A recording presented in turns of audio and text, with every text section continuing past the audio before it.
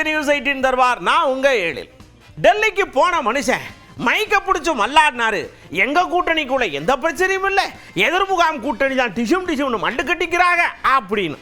இந்த பக்கம் ஒரே கார்ல ஒன்று போல ஏறி போய் நாங்கள்லாம் ஒன்றுமே பண்ணலைங்க சும்மா போகுது அப்படின்னு அவங்க ஒரு பக்கம் சொல்றாங்க. அப்புறம் திடீர்னு 5000 மாதிரி 3000 ஏற்றி விட்டாரு முதலமைச்சர். இப்படி ஏகப்பட்ட விஷயத்தை உள்ள வச்சிருக்கோம், வாங்க போய் பார்ப்போம்.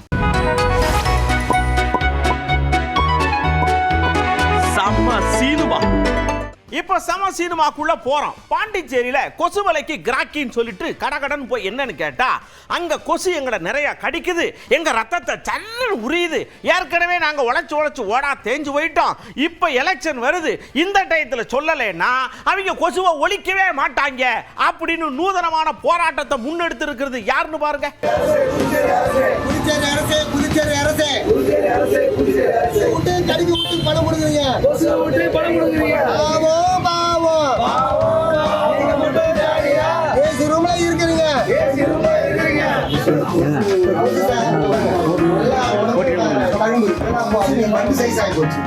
ஒரு படத்துல வடிவேல கிருஷ்ண வச்சிருப்பாங்க. அப்ப தண்ணி அடிச்சு அவரை வந்து உண்மையை வருது ஆடுவோம் பாத்தீங்களா, வடிவேல அது மாதிரி கதையை நீ கொசு நீங்க அடிக்கிற மாதிரி கொசு மகிழ்ச்சியா வச்சிருக்கு. ஐயா, இந்த விஷயத்துல நாங்க எல்லாருமே வேற மாதிரி அப்படின்னு நேரு ஐயா ஒரு விஷயத்தை சொல்றாரு.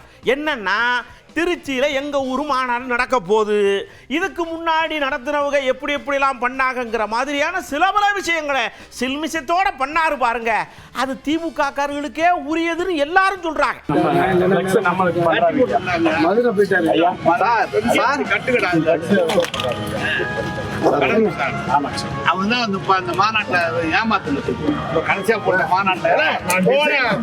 நீங்க தானே வந்து பதில் சொல்லணும்னு சொல்லிட்டு அந்த விஷயம் தான் சிவா அங்க கடைசி மாநாடு ஒரு நாள் தான் டிலே ஆச்சு. நீங்க என்ன வர சொல்லிட்டீங்க, எல்லாம் டிசைன்லாம் பார்த்துட்டாங்க. அதுக்கப்புறம் ஓகே சொல்ல கர்நாடகா கடைசி அது எங்க யாரு நண்பர் நடத்தினால அந்த தேடிட்டே இருந்தான். ஐயா, நாங்க டீ குடிக்கணும்னு அமித்ஷா ஆசைப்பட்டாரு. சடக்குன்னு பிளைட்டை பிடிச்சி டெல்லி போயிட்டோம்ல, சுட சமோசா பாதுஷாலாம் வச்சிருந்தாங்க. சாப்பிட்டுட்டு எலெக்ஷனை எப்படி எதிர்கொள்றது, கூட்டணியை எப்படி நல்லா கொண்டு போறது அப்படின்னு நாங்க பேசிக்கிட்டு தான் இருந்தோம். வேற ஒண்ணும் கிடையாது. கர்ச்சிப்பு கூட பக்கத்திலே இல்லையே அப்படிங்கலாம். அதை பேசவில்லை, அதை பற்றி பேசவில்லை. அது அவரை கேட்க வேண்டிய கேள்வி, அது எங்கிட்ட கேட்க வேண்டிய சார். ஒரு கட்சி வருது, ஒரு கட்சி நான் தான் அதை பத்தி பேசலிட்டு அடுத்த கேள்வி கேள்வி. அதை பத்தி பேசல, விட்டுருங்க அதோட. அதாவது அது காது மூக்கு வச்சு ஏதாவது இருக்கு பாக்குறீங்க, அதெல்லாம் வேண்டாம் சார். அதுக்கு முந்திட்டு தான் பாரத பிரதமர் அங்க வந்தாரு, புரியுதுங்களா? பிரதமருடைய கூட்டம் முடிஞ்சோடனே எனக்கு இன்ஃபார்ம் பண்ணாங்க, உடனே நான் வந்துட்டேன். மற்றவரெல்லாம் வீட்டுக்கு போயிட்டாங்க. ஏன்னா பிரைம் மினிஸ்டர் கூட்டம் உங்களுக்கு தெரியும், அன்னைக்கு தான் நடந்தது. அதுக்கு இடத்துல தான் மதுரையிலிருந்து வந்த உடனே அன்னைக்கு நைட்டு வந்தேன், காலையில் இங்கே பொறுப்பு வந்தேன். இதில் ஒன்றும் இது கிடையாது. எங்களை பொறுத்த வரைக்கும் சுமூத்தா மிகச்சிறப்பாக எழுச்சியை கூட்டணி அமைஞ்சு. ஐயா, நான் வந்து ஒரு தீர்க்கதரிசி. ஒரு விஷயத்தை தொலைநோக்கு பார்வையோட பார்த்தோம்னா சடக்குன்னு கண்டுபிடிச்சிருவேன். திமுகவுக்கு காங்கிரஸுக்கு இடையில டமார் மோதிக்கிட்டு இருக்காங்கன்னு சொல்றேன், கேட்க மாட்டேங்க. கேளுங்க ஐயா, நாங்கெல்லாம் அப்படித்தான் அப்படிங்க. விரைவாக ஆரம்பிக்கப்படும். என்னென்ன தேர்தல் என்ன அறிவிக்கலையே, தேர்தல் அறிவிச்சா தானே கூட்டணி. சொல்றாரு தேர்தல் தேதி அறிவித்ததுக்கு பிறகுதான் தொகுதி. தேர்தல் தேதி அறிவிக்கல, எங்க கூட்டணி சுமூகமா இருக்குது, எதை பத்தி கவலைப்படல. திமுக கூட்டணி குழப்பம் இருக்குது. காங்கிரஸுக்கும் திமுக இருக்குமா இல்லையா, காங்கிரஸ் என்ற பத்திரிகை ஊடகத்தில் வருகின்ற செய்தி வச்சு கணிக்க முடியுது. ஆக அங்கதான் அந்த கூட்டணியில் பிரச்சனை இருக்கக்கூடிய அனைத்து இந்திய அண்ணா திராவிட முன்னேற்ற கழகம் மற்றும் தேசிய ஜனநாயக கூட்டணியில் ஒன்றாக இணைந்து மிகச் சிறப்பாக செயல்பட்டு இருக்குது. வருகின்ற தேர்தலிலே அனைத்து இந்திய அண்ணா திராவிட முன்னேற்ற கழக தலைமையில் அமைக்கப்படுகின்ற தேசிய ஜனநாயக கூட்டணி அதிக இடங்களில் வெற்றி பெற்று அதிமுக ஆட்சி அமைச்சோம். நன்றி. அதாவதுங்க, அவர் சொல்றது உண்மையா இருக்குமோ அப்படின்ற ஆர்வத்துல போய் நம்ம கார்த்திகையாட்ட கேள்வியை பொதன்னு கொட்டுனா, அதாவது ஒத்துமையா இருக்கும்போது எல்லாம் நல்லா தான் இருக்குது, இருக்கணும், இருப்போம் அப்படின்னு 3 வித நிலைகள்ல பதில் சொன்னார் மனுஷன். கொஞ்சம் புரியறதுக்கு தான் லேட் ஆகும். பங்கு நீங்க என்னுடைய விருப்பம் என்பது வேறு, எது நடைமுறை என்பது வேறு. அது நான் குழுவில் இல்லை, அதை இங்க பேச முடியாது. யார் அதிகாரப்பூர்வமா அங்க செல்கிறார்களோ அவர்கள் அங்க திராவிட முன்னேற்ற கழக தலைமையுடன் பேச்சுவார்த்தை. அதுதான் எங்களுடைய நம்பிக்கை. தொகுதி பங்கீடு உடன்பாடு இல்லைன்னாக்கா என்ன உங்களுடைய நிலைப்பாடு? அதுக்கப்புறம் பார்ப்போம். என்னை பொறுத்த வரைக்கும் இரண்டு தரப்பும் உடன்பாடு வர வேண்டும் என்ற எண்ணத்தோடு தான் செயல்பட்டு தாவேகா, காங்கிரஸ், ராமதாஸ், சசிகலா இப்படி ஒரு கூட்டணி அமையப்படுறதா சொல்றாங்க. அதை பத்தி அதெல்லாம் எனக்கு தெரியாது. நாங்க இந்தியா கூட்டணியில தான் இருக்கிறோம். இந்தியா கூட்டணி வலுவாக இருக்க வேண்டும் என்று விரும்புகிறோம். என்னை பொறுத்த வரைக்கும் இந்தியா கூட்டணி தான் வெற்றிகரமான கூட்டணி. திராவிட முன்னேற்ற கழக தலைமையிலான இந்தியா கூட்டணியில் மட்டும்தான் காங்கிரஸ் கட்சி அதிகாரப்பூர்வம் பேச்சுவார்த்தை நடத்தி. அண்ணாச்சி 2 பேரும் ஒரே கார்ல வந்தியா, சடக்குன்னு போறியா, ஒன்னும் பேச மாட்டீங்க, இங்க வாங்க அப்படின்னு கூப்பிட்டா இங்க பாருங்க, முதலமைச்சரை மரியாதை நிமித்தமாக சந்திக்கப்படாதா சந்திச்சோம். நல்ல சூப்பரா இருந்துச்சு, நல்லா பேசுறோம், டாடா பாய் பாய் போயிட்டு வர அப்படின்ட்டு ஓடிய விட்டுறலாம். கூட்டணி உறுதியா 25 இடங்கள் திமுக கொடுக்க முன் வந்திருக்கு. கிறிஸ்தவர்கள் பேட்டி கொடுத்திருக்காரு. நாங்க ப்ளீஸ் உங்களை நான் ஒரு நிமிஷம் கொஞ்சம் அமைதியா இருங்க. உங்களை மதிக்கக்கூடியவங்க. தகவல் சொல்றதுக்கு ஒண்ணுமே இல்ல, பேசிட்டு இருக்கோம். பேசி முடிச்ச கூட சொல்லுவோம். 25 இடங்கள் கொடுக்க திமுக முன் வந்திருக்காங்க. நாங்க அதை ஏத்துக்கலன்னு கிறிஸ்தவர்கள் பேட்டி கொடுத்திருக்காரு சார். ஒரு நிமிஷம் நாங்க பேசிட்டு இருக்கோம். பேச்சுவார்த்தை நடந்து கொண்டிருக்கிறது. நாங்க சொல்லுவோம். இதுக்கு மேல ஒண்ணுமே இந்த 25 இடங்கள் நோட்டிபிகேஷன் வரலங்க. பேசிட்டு இருக்கோம். ப்ளீஸ் இங்க பாருங்க, இப்படி எல்லாம் ஓட முடியாதுன்னு சொல்லி மைக் எடுத்து சடக்குன்னு மைக்கிட்ட கொண்டு போயிட்டாங்க. நல்ல வேளை பஞ்சு உள்ள உயிரும். அந்த அளவுக்கு மைக்க பக்கத்துல வச்சு கேள்வி கேட்டார். சொல்றாரு, ராகுல் ஐயாவும் கார்கே ஐயாவும் ஒன்னு சொல்லி விட்டாங்க. அதை அப்படியே எடுத்து போய் ஸ்டாலின் ஐயாட்ட சொல்லி இருக்கிறோம். கூட எங்க சிதம்பரம் அண்ணாச்சி வந்தாங்க.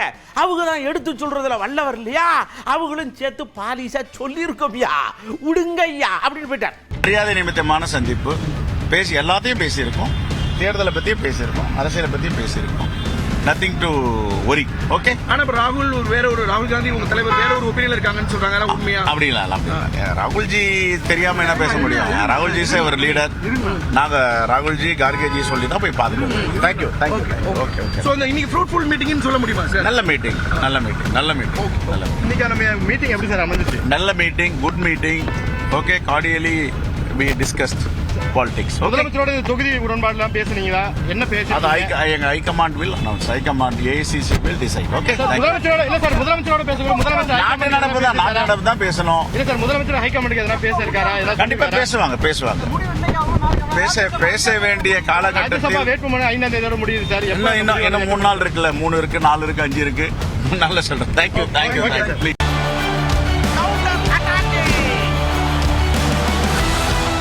அப்படியே கவுண்டருக்குள்ள சடக்குன்னு போன உடனே நம்ம இளங்கோவன் ஐயாட்ட போய், ஐயா எடப்பாடி ஐயா, இந்த கூட்டணிக்குள்ள குழப்பம் வந்துருச்சு, அங்க சண்டை ஓட்டு சிண்டை புடிச்சுக்கிட்டு இருக்காங்க, ஓடிடுவாங்க, சந்தோஷமா இருக்குன்னு சிரிச்சுக்கிட்டே சொல்றாருன்னு கேட்டா, லெஃப்ட்ல தூக்கி ரைட்ல கட்டாசி அப்படியே அமுக்கினாங்கல்ல, மறந்துட்டார் அவரு.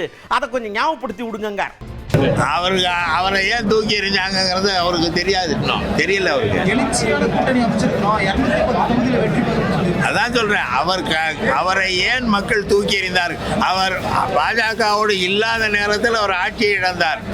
பாஜகவோடு இணைந்து இருந்த ஒரு நாடாளுமன்ற தொகுதியையும் இழந்தார். பார்த்துக் கொள்ளுங்கள். அதுதான் தமிழக மக்களின் எண்ண ஓட்டம். அண்ணாச்சிட்ட போய் இதை கேட்ட உடனே, ஐயா, ஒரு தன்மான தமிழன் என்ன செய்யணும்? நமக்கு அங்க மரியாதை இல்லை, நாம கேட்டது கிடைக்கலன்னா கோடாரி எடுத்து 2ஆ பொளந்து டபக்குன்னு வரைய வேண்டியதானே, அங்கனையே கிடந்துக்கிட்டு எதுக்கு மல்லாடுறீங்க? ஒரு தமிழருக்கு இது சொல்லித்தர வேணாமா அப்படின்னு சடக்குன்னு ஆப்ப உள்ள சொருவ பார்க்காரு. செல்வப்பிறந்து எப்பவுமே சட்டமன்றத்தில் பார்த்தீங்கன்னா திமுகவை காட்டிலும், திமுக இருக்கிற சட்டமன்றங்கள் அமைச்சர்களை காட்டிலும் இவர் தான் புகழ்ந்து பேசிக்கிட்டே இருப்பார். அவர் ஒரு நிலையானவர் கிடையாது. அவரும் ஒரு அவரும் ஒரு பச்சோந்தி மாதிரி ஒவ்வொரு தடையும் ஒவ்வொரு கட்சியில் இருப்பார். முதல்ல இதில் இருந்தார், திருமாவளவன் கட்சியில் இருந்தார், அப்புறம் எங்கள் கட்சிக்கு வந்தார், அப்புறம் எங்கள் கட்சியிலேருந்து திரும்ப போனார், அப்புறம் திமுகவில் சேர்ந்தார், அப்புறம் திரும்ப காங்கிரஸுக்கு போனார். காங்கிரஸ் இன்னைக்கு அவரை தலைவராக்கிட்டாங்க. அது ஒரு விபத்தில் வந்திருக்கார் அவர். பொதுவாகவே திமுக எப்போவுமே தனக்கு யாரும் வசப்படலைன்னா அந்த கட்சியை உடைக்கிறதுக்கு அந்த கட்சியில் இருக்கிற தன்னுடைய விரும்பிகள், தனக்காக பேசக்கூடிய தன்னுடைய அடிவரடிகள், அவங்கள வச்சுக்கிட்டு அந்த கட்சியை உடைக்க பார்ப்பார். இல்லைன்னா இந்த மாதிரி கருத்துக்களை சொல்ல விடுவார். அதில் செல்வ பிறந்தை இன்னைக்கு ஊதுகுழலாம் இருக்கார். இன்னைக்கு மாநில தலைவர் அவருக்கு அந்த கட்சியை வளர்க்கணும். அந்த கட்சி இவர் என்ன எப்படி நினைக்கிறார், ஏற்கனவே இருந்த சீட்டை காட்டிலும் குறையா வாங்கணுன்றாரா? இவருடைய காலத்தில் அதிகமான சீட்டு வாங்கி வெற்றி பெற்றா தான் இவருக்கு பேர். அதுக்கு தான் இந்த காங்கிரஸுக்கு இவர் தலைவராக நியமிச்சிருக்காங்க. இனி அப்படிப்பட்டவர் இன்னைக்கு பார்த்தீங்கன்னா ராகுல் காந்தி பேசுகிறத இவர் பேசுகிறாரு. இன்னைக்கு இந்த தமிழகத்துக்குன்னு ஒருத்தரை நியமிச்சிருக்காங்க தலைமையிலிருந்து அகில இந்திய காங்கிரஸ் கமிட்டி. அவர் ஒருத்தர் யாருங்க, அவர் கிறிஸ்டோபரை அனுப்பிச்சுட்ருக்காங்க. அவருக்கு பேசுகிறாரு. அதுக்கு போய் இவர் எதிர்த்து பேசுகிறாருன்னா எவ்வளோ தூரம் திமுகவுடைய இது பாலமாக பாயுது பாருங்க. ஐயா நல்ல கவனமாக கேட்டுக்கங்க. சுத்திரும் உங்களை சூழ்ந்துருக்காங்க. நாங்கள் தெளிவாக இருக்கோம், உங்களை குழப்பிக்கிட்டே இருக்காங்க. கூட இருந்தீங்கன்னா அப்படியே வெள்ளையும் சொல்லையுமா சட்டப்பேரவைக்குள்ள சடசடன்னு வரலாம், இல்லைன்னா உங்க இஷ்டம் அப்படின்னு சொல்றாரு ரகுபதி அண்ணா. நடைமுறையில் பேச்சுவார்த்தை நடக்குது. அது இதில் எல்லாமே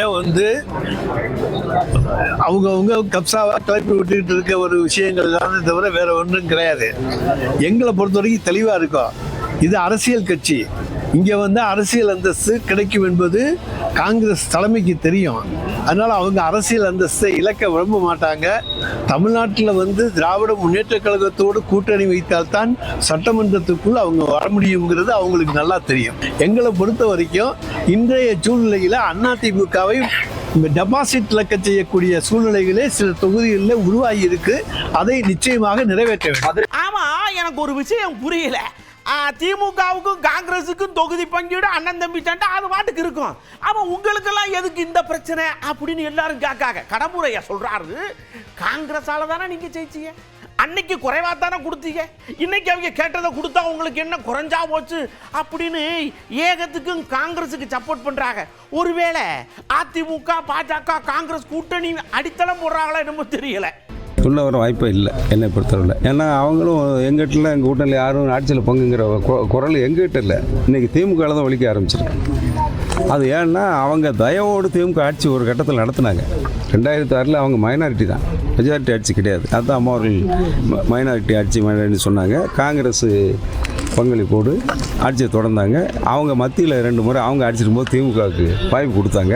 அந்த அடிப்படையில் அவங்க கேட்குறாங்க. அது அவர்கள் கூட்டணி சார்ந்த விஷயம். அதுக்கு மேலே அது நம்ம கருத்து சொல்வது என்பது அவர்களுடைய விருப்பம். அது கூட்டணி ஆட்சியில் பங்கு கொடுப்பதும் கொடுக்காதும் திமுகவின் விருப்பம். அந்த குரல் எங்கள் கூட்டணியில் இல்லை என்பதுதான் தெளிவானது. அப்படியே டிகேஎஸ்ஐ போயிட்டு, ஐயா நாங்குநேரியில் இந்த தாவேக்காக்காரர்கள்லாம் வட்டம் சரியில்லை, கோணம் சரியில்லை, உருண்டை சரியில்லை, ஆட்சியும் சரியில்லை, முதலமைச்சர் சரியில்லை, எல்லாம் சரியில்லைங்காகலேன்னு கேட்ட உடனே ஒன்றும் கிடையாது பிரதர், நேராக மணிப்பூரில் பிஜேபி என்ன பண்ணுச்சுன்னு 2 வார்த்தை என்கிட்ட சொல்லுங்க, மீதிக்கு நான் பதில் சொல்கிறேங்காரு. சொல்லுவீங்களா? இதான் சொல்கிறேனே, அவங்க மணிப்பூரை கண்டித்து பேச சொல்லுங்க. தைரியம் இருந்தால் விஜய்க்கு மணிப்பூரில் என்ன நடக்குதுங்கிறத பேச சொல்லுங்க. பாஜகவை பேசவே பயப்படுவார். இதான் சொல்கிறேனே, அவங்க மணிப்பூரை கண்டித்து பேச சொல்லுங்க. தைரியம் இருந்தால் விஜய்க்கு மணிப்பூரில் என்ன நடக்குதுங்கிறத பேச சொல்லுங்க. பாஜகவை பேசவே பயப்படுவார். ஐயா, ஒரு சம்பவம் நடக்கிறதுக்கு முன்னாடி நம்ம அலர்ட் பண்றோம், இருந்தாலும் நம்ம கை மீறி ஏதாவது ஒன்று நடந்துருது, கோவப்பட்டுறாங்க, சடக்குன்னு பேசாம போய் சண்டையை போட்டுறாங்க. போலீஸ் பட்டுன்னு போய் கைது பண்ணி எல்லாத்தையும் விசாரிக்குது. இதை விட வேற என்ன செய்யணும்? போய் ஒவ்வொருத்தர் வீட்டிலே உட்காந்து காத்துக்கிட்டா இருக்க முடியும்? யதார்த்தத்தை புரிஞ்சுக்கிட்டு பேசுங்க. ஏங்காக ஏதாவது ஒரு சட்டம் தன் கடமையை செய்கிறது. எந்த குற்றவாளியும் தப்பிக்கவில்லை. ஜெயலலிதா கொடநாடு வீட்டில் கொள்ளையடித்தவர்கள் அதிமுக காலத்தில், எடப்பாடி முதலமைச்சராக இருந்த காலத்தில் கொள்ளையடித்தவர்கள், கொலை செய்தவர்கள் கூட தப்பித்து விட்டார்கள். ஆனால் இந்த ஆட்சியிலே ஒரு காவல்துறைக்கு ஒரு புகார் வந்தாலும் குற்றவாளிகள் உடனடியாக கைது செய்யப்பட்டு நடவடிக்கை மேற்கொள்ளப்படுகிறது என்பதை பார்த்து கொண்டுதான் நாம் இருக்கிறோம். செல்லூர் ஐயா ஐயா ஏதோ ஒரு விஷயத்தை ஆணித்தரமா கண்டுபிடிச்சிருப்பார் போல் இருக்கு. என்னன்னா முதல்வர் ஐயா ஒரு மனக்குழப்பத்தில் இருக்கிறார், ஒரு பயத்தில் இருக்கிறார். அந்த பயம் எனக்கு நல்லா தெரியுது. அவருக்கு வெளியில தெரியாம இருக்கணும்ன்றதுக்காக கண்ணுல வெள்ளரிக்காயும் கிண்ணரிக்காயும் மாஸ்க் எல்லாம் போட்டு வச்சிருக்கார். யாரு போனாலும் கூட்டணிக்கு வான்னு கூப்பிடுறாரு. சரி, அவர் கூப்பிடுறாரு. நீங்க என்ன பண்றீங்க? உங்க கூட்டணி நல்லா இருக்குல்ல, நீங்க அந்த பக்கம் கூப்பிட வேண்டியதான மக்கள் கேட்காங்க. தமிழக முதல்வர் இன்னைக்கு அதான் புண்ணுக்கு மருந்து கட்டுற மாதிரி மேலாக மருந்து கட்டினா கூட அதை மறைக்கிறதுக்காக கட்டுறாரு. அதான் இந்த கூட்டணி கட்சியெல்லாம் கூப்பிட்டு அழைச்சி கூட்டணி சேர்க்கிறது. எது எப்படி இருந்தாலும் மக்கள் இன்னைக்கு இந்த ஆட்சி மாற்றணும்னு முடிவு எடுத்துட்டாங்க. எனவே மக்கள் தான் எஜமானர்கள். மக்கள் நினைத்தால்தான் ஒரு ஆட்சி அமைய முடியும். எத்தனை தான் கூட்டணி வைத்தாலும் அந்த கூட்டணி தோழர்களுக்கும் அங்கே இருக்கிற கூட்டணி கட்சி மட்டும் ஓட்டு போட முடியாது. தோழர்கள் அந்த கட்சியில் இருக்க உறுப்பினர்களும் ஓட்டு போடணும். இன்றைக்கி இருக்க திமுக நிர்வாகிகள் குறிப்பிட்டவங்க தான் சம்பாதிக்கிறாங்க. அதில் இருக்க உண்மையான திமுக தொண்டர்கள் இன்றைக்கி மனம் புழங்கி இன்றைக்கி திமுக ஆட்சி வரக்கூடாதுன்னு அந்த தொண்டர்கள்னு நினைக்கிறாங்க. ஏன்னா மேலும் மேலும் அவன் சம்பாதிக்கிறான், அவனுக்கு தான் இந்த ஆட்சி இருக்குது, நம்மளை மாதிரி ஏழை தொண்டர்களுக்கு இல்லை அப்படின்ற ஒரு சூழ்நிலை இருக்குது. இன்னொன்று என்னென்னா வர்றவங்களுக்கெல்லாம் திமுகவில் இப்போ எங்களிலிருந்து நீக்கப்பட்டவங்க, எங்களிலிருந்து ஒதுக்கி வைக்கப்பட்டவங்களெல்லாம் கூப்பிட்டு அவர் அங்கே வச்சுக்கிறார், அவங்களுக்கு பதவி கொடுக்குறார். அப்போ 50 ஆண்டு 60 ஆண்டு திமுகவில் உழைத்த உண்மையான அந்த திமுகவுடைய தொண்டர்களுக்கு, அந்த நிர்வாகிகளுக்கு வாய்ப்பு மறுக்கப்படுகிறது. இதையெல்லாம் அன்றைக்கி திமுக நிர்வாகிகள் இன்னைக்கு மனம் புழுகி இன்னைக்கு புலம்பிக் கொண்டு இருக்கிறார்கள். இதெல்லாம் நம்மளுடைய முதலமைச்சர் கவனத்துக்கு போகலை. அப்படியே நம்ம இபிஎஸ் அண்ணாச்சி இருக்காங்கல்ல, முந்தியெல்லாம் ஒரு புக்லெட்டை விடுவாங்க தேர்தல் வாக்குறுதின்னு. இப்போ ஒவ்வொரு இடத்துக்கும் போனவுன்னா ஒரு 5 பையிலிருந்து எடுத்து போடுறாரு வாக்குறுதியா, டப்புன்னு போடாரு. இதை பார்த்த உடனே முதலமைச்சர் ஐயாவுக்கு பயமா, அவரும் பதிலுக்கு ஏதாவது செய்வாரா அப்படின்ற மாதிரி இருக்குதாமா. கண்டுபிடிச்சிருக்காங்கல்ல. அவருக்கு தோல்வி பயம், இன்றைக்கு முதலமைச்சருக்கு தோல்வி பயம் தொட்டுவிட்டது. எனவே எதை பார்த்தாலும் அவருக்கு பயமாக இருக்குது. அரண்டவன் கண்ணுக்கு இருண்டதெல்லாம் பயம்னு சொல்லுவாங்க பழமொழி. நம்ம காலத்தில் நம்ம சொல்லுவோம் ஊரில். அது மாதிரி இன்றைக்கி பார்த்தீங்கன்னா எதிலே பார்த்தாலும் இன்றைக்கி முதலமைச்சர், இன்றைக்கி எங்கள் பொதுச் செயலாளர், வருங்கால தமிழகத்துடைய முதலமைச்சர் அண்ணன் எடப்பாடியார் அறிவித்த 15 திட்டங்கள், 15 வாக்குறுதிகளும் இன்றைக்கு முதலமைச்சரை நான் ஏற்கனவே பல முறை சொல்லியிருக்கேன், தூங்க விடாமல் செய்து விட்டது. என்ன இப்படியெல்லாம் அறிவிப்பு கொடுக்குறாரு, நாளைக்கு வந்து செய்ய போகிறாரு, அதுக்கு முன்னால் நம்ம அறிவித்து விடுவோம்னு சொல்லித்தான் இந்த கோடைக்கால விடுமுறை பரிசு, அதே மாதிரி அட்வான்ஸாக போடுவது. இப்போ நீங்கள் சொன்ன மாதிரி அது எனக்கு என்னன்னு தெரியல, நீங்கள் சொல்லித்தான் தெரியும் 2000 ரூபான்றது. இதெல்லாம் தேர்தல் வரைக்கும் கொடுத்துட்டு அப்புறம் நிப்பாட்டிடுவாங்க. இவங்க எப்போவுமே அப்படி தான், பட்டா கொடுக்குறேன்ட்டு வெறும் பேப்பரை கொடுத்து கையெழுத்து போடாமல் ரெக்கார்டு பண்ணாமல் கொடுத்தவங்க தான் இவங்க. அதே மாதிரி முதியோர் பென்ஷனுக்கு அனைவருக்கும் தரேன்னு சொல்லிட்டு ஃபார்ம் எல்லாருக்கும் கொடுத்துட்டாங்க, ஆர்டர் கொடுத்துட்டாங்க. ஆனால் ரெக்கார்டு பூர்வமாக இல்லை. நாங்கள் ஆட்சிக்கு வந்த பிறகு அதெல்லாம் கண்டுபிடிச்சி யார் உரியவர்களோ அவங்களுக்கெல்லாம் கொடுத்தோம் என்பதும் கடந்த ஆட்சியில் வரலாறு. திமுக எப்போவுமே தேர்தல் நேரத்தில் இந்த மாதிரி தில்லுமுள்ளு செய்வது வழக்கமான ஒன்று. அதுலேயும் இது ஒரு முதியோர்களுக்கு கொடுக்குறேன்னு சொல்லி இன்றைக்கி அறிவிச்சிருக்குது. உண்மையிலே அதுவும் ஒரு தில்லுமுள்ளாக இருக்கும் என்பதும் தெரிவிச்சுக்கிறேன். அப்படியே நம்ம கார்த்தி சிதம்பரம் ஐயாட்ட போய் ஐயா விஜய் கட்சி ஆரம்பிச்சு காங்கிரஸை இழுக்கிற மாதிரியே வடத்தை கொண்டு வந்து உள்ள செருகிறாங்களே, இழுத்துட்டு போயிடுவாரோ அப்படின்னு கேட்டா மனுஷன் என்ன பதில் சொல்றாருன்னு பாருங்களேன். ஆனா அது முன்னாடியே சொல்லியிருக்கேனே, அவங்களுக்கு வந்து ஒரு பிரபலமான நடிகர், அவருக்கென்று ஒரு ரசிகர் கூட்டம் இருக்கு. அந்த ரசிகர் கூட்டமே ஒரு ஆதரவு கூட்டமாக மாறலாம், அந்த ஆதரவு கூட்டம் ஒரு வாக்கு வங்கியாக மாறலாம். ஆனால் அந்த வாக்கே வந்து சீட்டா மாறுமான்னு என்ன கேட்டீங்கன்னா ஒரு கேள்விக்குறி தான் சொல்லுவேன். அப்படியே கடம்பூரன்னாச்சு ஒரு விஷயம், ரொம்ப ஆணித்தரமான ஒரு விஷயங்க, நல்லா கவனமா கேட்டுக்கங்க. கட்சி ஆரம்பிச்சு கண்டினியூவா 3 வாட்டி சீட்ல உட்கார்ந்து இருக்கிறோம், அது நாங்க தான். மற்றவங்களெல்லாம் மற்ற இடம் கட்டுக்கிட்டு இருக்கீங்க, அது பார்த்த ஆளுகளை பற்றிக்கிட்டு அப்படின்னு கொஞ்சம் கோவப்பட்டேன். 49 கட்சி ஆரம்பிச்சு 52 தேர்தலில் சந்திச்சு 52 எதிர்கட்சி, 57 எதிர்கட்சி, 62 3 சட்டமன்ற பொதுத் தேர்தலில் எதிர்கட்சியாக வந்த பிறகு அதுக்கு பிறகு தான் 67 தான் ஆட்சிக்கு வந்தது திராவிட முன்னேற்ற கழகம். அன்றைக்கி புரட்சித் தலைவர் எம்ஜிஆர் எல்லோரும் ஒன்றா இருந்த நேரம். அப்போவுமே ஆனால் கட்சி ஆரம்பித்து முதல் சந்தித்த பொது தேர்தலிலேயே வெற்றி பெற்றதோடு மட்டுமில்லாமல் தான் சந்தித்த உயிரோடு இருந்தவரை சந்தித்த 3 பொது தேர்தலில் வெற்றி பெற்ற கட்சி என்று சொன்னால் அது அனைத்து இந்த அண்ணா திராவிட முன்னேற்ற கழகம் தான். அதில் பெருமைக்குரிய தலைவர் என்ற எம்ஜிஆர் தான். எனவே இவங்க வந்தவங்கள வரட்டும். தேர்தல் காலத்தில் நிரூபிக்கப்படுவதை முன்னாலே நம்ம கணிக்க முடியாது. இருந்தாலும் அது வந்து எங்கள் பார்வையில் தாவேக்காவோட காங்கிரஸ் போனாலும் சரி, தாவேக்கா தனியாக இருந்தாலும் சரி, தாவேக்கா திமுகவுடைய காங்கிரஸ் திமுகவுடைய தொடர்ந்தாலும் தாவேக்கா தனியாக நின்றாலும் அந்த வாக்கு வந்து எங்களை பாதிக்காது. இந்த ஆட்சியின் என்றைக்குமே தமிழக வரலாற்றில் நாங்கள் ஆட்சி இருந்தால் எங்கள் மீது அதிருப்தி இருந்தால் அந்த வாக்கு திமுகவுக்கு போகும். திமுகவுக்கு ஒரு அதிருப்தி என்ற வருடத்தில் அது ஒருமுகமாக ஒரே மடைமாற்றமாக எங்கே வரும் என்று சொன்னால் திமுகவுக்கு மாற்று என்றால் அது அனைத்து இந்த அண்ணா திராவிட முன்னேற்ற கழகம் தான் என்பதை நம்ம நாடு சுதந்திரம் பெற்றதிலிருந்து இன்னும் சொல்லப்போனால் 67 நாங்கள் ஆட்சி 72 புரட்சி தலைவர் எம்ஜிஆர் கட்சி ஆரம்பத்திலிருந்து நடைபெற்ற 10 பொதுத் தேர்தலையும் நிர்வகிக்கப்பட்டிருக்கின்றது. இப்பொழுது அதுதான் நடக்கும். ஐயா தைலாபுரத்துக்கு நேராக போய் ஐயா எல்லாரும் பரபரப்பாக இருக்காங்க, மற்ற நேரமெல்லாம் பரபரப்பாக இருந்து இப்போ கமுக்கமாக இருக்கீங்க. என்ன விஷயம்? நீங்கள் காங்கிரஸ் வந்த உடனே லைட்டாக உள்ளே போய் அப்படின்னு கேட்டால் இன்னும் பாயிண்ட் கிடைக்கல, நேரம் வரலை, ஒன்றும் வரல. எல்லாம் கூடி வரும்போது நான் சொல்லுவேன். அது வரைக்கும் சென்னையில் இருங்க போங்கன்ட்டார். இப்போ நீங்கள் கேட்குற கேள்வி என்ன கூட்டணி அப்படின்னு கேட்குறீங்க. இன்னும் கூட்டணியை பற்றி இன்னும் முடிவு செய்யலை. விரைவில் முடிவு செய்வோம். உங்களுக்கு தெரியாமல் நடக்கும். எல்லாம் உங்கள்கிட்ட கூப்பிடுவோம். முதல்ல உங்களுக்கு தெரியப்படுத்துவோம், உங்களை கூப்பிடுவோம். ஆனால் இதுவரை முடிவு செய்யவில்லை. அதனால் இப்பொழுது அது சம்பந்தமான உங்கள் கேள்விக்கு என்னிடம் பதில் இல்லை. நீங்கள் எல்லாருமே சென்னையில் பத்திரமா இருங்க. 1 2 3ன்னு எண்ணுங்க. 3 நாள் பரபரப்பாக உங்களை வச்சுருப்பேன். 4வது நாள் எங்கள் கூட்டணியில் இருக்கிறோன்னா அந்த கூட்டணி தான் ஜெயிக்கிற கூட்டணின்னு அனௌன்ஸ் பண்ணுவேன். வெயிட் அண்ட் சி அப்படின்ட்டார். ஒரு முடிவு எடுத்துட்டு அதில் உறுதியாக இருப்போம். வேற என்ன கேள்வி? அவ்வளோதான். இன்னும் ஒரு 3 நாட்கள் தமிழக அரசியலில் ரொம்ப பரபரப்பாக இருக்கும். அந்த பரபரப்பை நீங்கள் பறைசாற்றுவீர்கள். 3 நாட்களுக்கு கூட்டணி வந்து உறுதி செய்யப்படுமா? உறுதி செய்யப்படும்.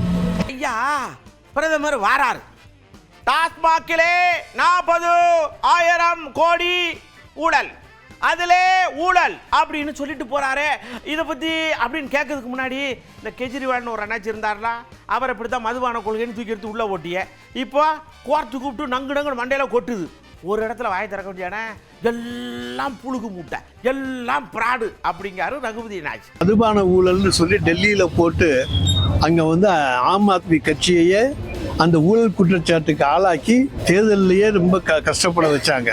அதாவது இன்றைக்கு ஆட்சி அதிகாரம் தங்களுடைய கையில் இருக்குது என்பதற்காக பொய்யான ஊழல் குற்றச்சாட்டுக்களை சொல்லுவதில் ஒரு மிக மிக வல்லமையான கட்சி பாரதிய ஜனதா கட்சியும் நம்முடைய மாண்புமிகு பாரத பிரதமர் அவர்களும் தான் ஆவார்கள். எனவே அவர்களுடைய குற்றச்சாட்டுக்களை மக்கள் நம்ப மாட்டார்கள். எல்லா கேஸும் அடிபட்டு இருக்கு. அவங்க எந்த குற்றச்சாட்டையும் நிரூபிக்கலை, யாரையும் குற்றவாளி என்று கொண்டு போய் நிறுத்த முடியவில்லை.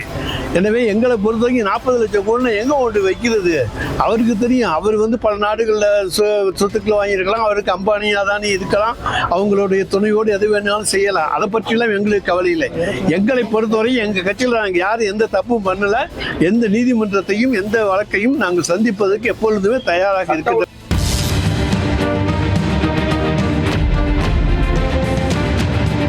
அடுத்து மக்கள்கிட்ட கூப்பிட்டு இங்கே வாங்க, 5000 ரூபா போட்ட அதிர்ச்சியே இன்னும் இதாகலை. சடக்குன்னு இந்த பெண்கள், அதில் இந்த கைம்பெண்கள், அப்புறம் ரொம்ப வறுமை கோட்டில் கீழே இருக்கிற பெண்களுக்கு சடக்குன்னு தூக்கி எடுத்து 2000 + 1000 அப்படிங்கிற மாதிரி கொடுத்துருக்குறாங்களே, எப்படி இருக்கும் உங்கள் மனநிலை அப்படின்னு கேட்டோம். இந்த 10,000 சொன்ன பார்ட்டிகளுக்கெல்லாம் புளிய கரைக்கின்ற மாதிரி பதில் சொல்லியிருக்காங்க. தமிழ்நாடு முதல்வர் வந்து இப்போ எங்களுக்கு 2000 போட்டு விட்டுருக்காங்க. குடும்பத்துக்கு ரொம்ப உதவியாக இருக்குது எனக்கு. ஐயா முதலமைச்சருக்கு நன்றி. அவங்க எல்லா உதவியும் செய்கிறாங்க. அவங்கள விட்டு என் பிள்ளைக்கு நல்ல உதவி பண்ணியிருக்காங்க. வசதியானவங்களுக்கு இது வந்து 2 ரூபா மாதிரி தோணும். 2000 எங்களுக்கு இது 2000 வந்து 20,000 மாதிரி நாங்கள் சந்தோஷப்பட்டு நாங்கள் வாங்கி செலவு பார்த்துக்கிட்டு இருக்கிறோம். இது வந்து எங்களுக்கு ஒரு தீபாவளி பண்டிகை மாதிரி போனஸ் கிடைச்சா எப்படி இருக்கும்? எங்களுக்குலாம் போனஸ்லாம் கிடையாது. ஆனால் எங்களுக்கு போனஸ் கிடைச்சா எப்படி இருக்கும்? அது மாதிரி ஒரு போனஸாக இதை நாங்கள் பார்க்குறோம். அந்த 2000 வந்து ரொம்ப எனக்கு இது தாங்குனுச்சு, ஒரு சந்தோஷமா இருந்துச்சு. இப்போ மகளிர் உரிமையத்துக்கு வந்து அவங்களுக்கு 5000 ரூபா கொடுத்தாங்க. நான் வந்து ஒரு மாற்றத்தினால சார், எனக்கு வந்து கிடைக்கல, நான் கொஞ்சம் வருத்தப்பட்டுட்டு இருந்தேன். இப்போது இன்னைக்கு திடீர்னு ஸ்டாலின் சார் வந்து எனக்கு 2000 ரூபா வந்து இன்பதிரிச்சு எங்கள் அக்கௌண்ட்டில் ஏற்றிருக்காங்க. உள்ளபடியாக இது ஒரு சாமானிய மக்களுக்கு, மாற்றுத்திறனாளி மக்களுக்கு ஒரு அவங்களுடைய வாழ்க்கையில் ஒரு சிறு முன்னேற்றம் அடைவதற்கு இந்த சிறப்பு ஊக்கத்தொகை உதவியாக இருக்கும். கடன் கேட்கலாம் அப்படின்னு தான் நினச்சிட்டு இருந்தேன் நான். கடைசியில் பார்த்தீங்கன்னா முதலமைச்சர் மூலியமாக 2000 ரூபா போட்டாங்க. மாத்திரை தான் இப்போ சாப்பிட்டுக்கிட்டு உயிர் ஓடிட்டு இருக்கேன், அதனால மாத்திரை வாங்குவான், அப்புறம் டாக்டர்கிட்ட போவோம், மாத்திரை வாங்க, அதுக்கு சரியா இருக்கும். மாதம் 1000 ரூபா தான் வாங்கிட்டு இருந்தோம். இந்த அரசு எப்போ வந்துச்சோ அப்போலேருந்து எங்களுக்கு 1500 ரூபாயை உயர்த்தி தந்தாங்க. கடுமையாக பாதிக்கப்பட்டுள்ள மாற்றுத்திறனாளிகளுக்கு 2000 ரூபா வாங்கிட்டு இருக்காங்க. அவங்களுக்கு வந்து கூடுதலாக ஒரு 2000 ரூபாவை சிறப்பு நிதியாக கொடுத்துருக்காங்க. ரம்ஜானுக்கு துணி எடுப்பதற்கும் அதற்கான குறைந்தபட்ச செலவினங்களை செய்வதற்கும் இது சிறப்பு உதவியாக இருக்கும். நான் சாப்பாடு செலவுக்கு தான் யூஸ் பண்ணுவேன். சாப்பாடு செலவுக்கு, குடும்ப செலவுக்கு யூஸ் பண்ணிக்கிறேன். அதை வாங்கினாலும் கஞ்சி குடிச்சுக்கிற கூப்பினரிசி இதை 10 கிலோ வருது, அதையும் மூண்டுட்டு. ஆனால் இருந்தாலும் எங்களுக்கு வந்து இன்னும் கொஞ்சம் கூடுதலாக உதவி வந்து அரசாங்கத்திலேருந்து கிடைச்சதுன்னா ரொம்ப ஒரு இதாக இருக்கும்னு நினைக்கிறேன். வருடம் இந்த குறைகால நிதி 2000 ரூபா கொடுக்கணுங்கிறத நாங்கள் தமிழ்நாடு அரசிட்ட கேட்டுக்கொள்கிறோம். இப்போ நம்ம தர்பார்ல நீங்க பார்த்த விஷயங்கள் எல்லாம் உங்களுக்கு பிடிச்சிருந்ததா? எடுத்து வச்சிருக்கீங்களா? அடுத்த தர்பார்லையும் இதே மாதிரி ஏகப்பட்ட விஷயத்தோட நான் உங்களை சந்திக்க வர்றேன். அதுவரை உங்களிடமிருந்து அன்போடு விடைபெற்றுக் கொள்வது உங்கள் அன்பு நண்பன் எழில். வணக்க மக்களே.